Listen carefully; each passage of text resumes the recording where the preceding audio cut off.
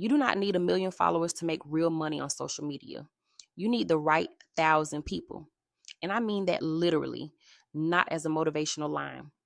In this video, I'm going to show you why follower count is the wrong number to chase, what the right number actually is, and exactly how creators with small, unglamorous audiences are consistently out earning accounts 10 times their size.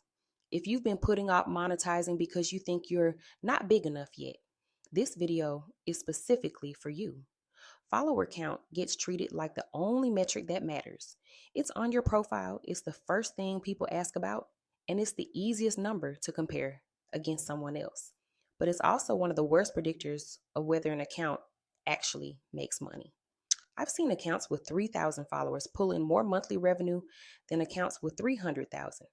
I've also seen the reverse, huge accounts that struggle to sell anything at all because size was never the thing standing between them and revenue. So let's talk about what actually determines whether an account is profitable, because it's not what you think, and it's not something you need to wait years to build. Here's the math nobody shows you. If you have 100,000 followers, but only 0.5% of them trust your recommendations enough to act on them, that's 500 buyers. If you have 3,000 followers, but 15% of them trust you enough to act, that's 450 buyers. Almost the same number from an account 33 times smaller.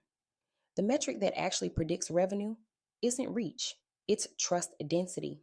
How much of your audience takes your word seriously?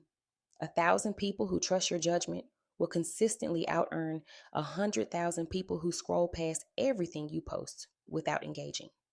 This is also why engagement rate quietly matters more than follower count when brands and platforms evaluate an account. It's a rough proxy for the exact thing we're talking about. There are 3 monetization paths that work especially well at small scale, and none of them require a huge following. First, affiliate and referral commissions, recommending specific things your specific audience actually needs, not broad products aimed at everyone. Second, digital products built narrow and specific, a template or guide built for exactly the kind of person who follows you, not a generic product trying to appeal to a mass market. Third, paid community or coaching access. This one especially rewards small accounts because it trades depth of relationship for reach, and depth is exactly what a small, engaged audience gives you. Big brand sponsorships tend to require scale since brands are usually buying reach, not trust. So if that's the only monetization path you've been waiting for, you've been waiting on the one option that actually does require a bigger following. These 3 don't, and they're available to you today, regardless of your current numbers. Here's why a narrow audience actually converts better than a broad one, even though it feels counterintuitive. A broad audience is hard to sell to because you genuinely don't know what any given person in it actually needs.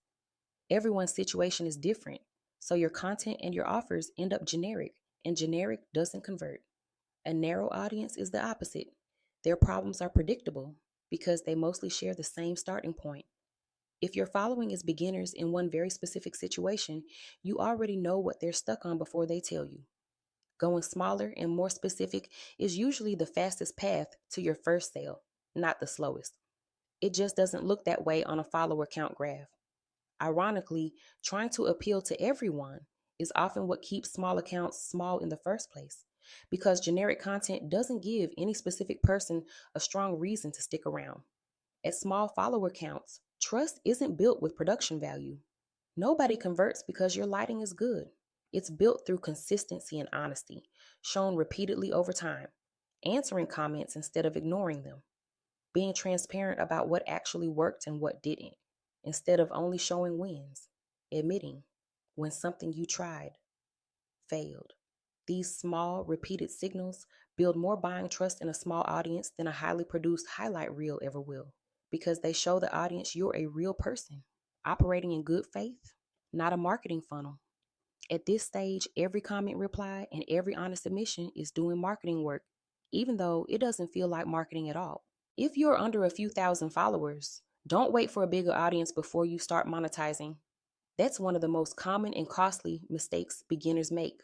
Start with one affiliate recommendation or one small digital product. priced appropriately for the size and trust level of your current audience.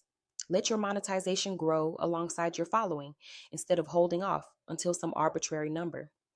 The earlier you start, the earlier you learn what your specific audience actually responds to. And that data is worth more at 1,000 followers than guessing blindly at 100,000.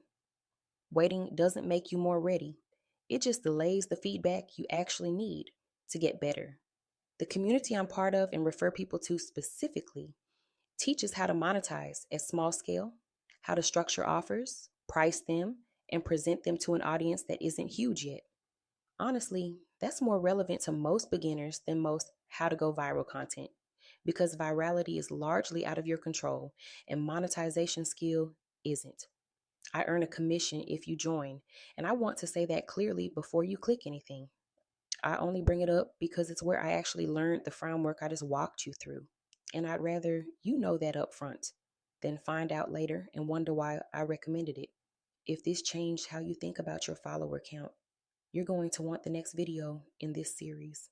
I tried making my first $100 online in 30 days, starting completely from scratch, and I'm showing you exactly what worked and what flopped. No cropped screenshots, no exaggerated numbers. It picks up right where this one leaves off. So if any of this resonated, that's the next place to go. See you there.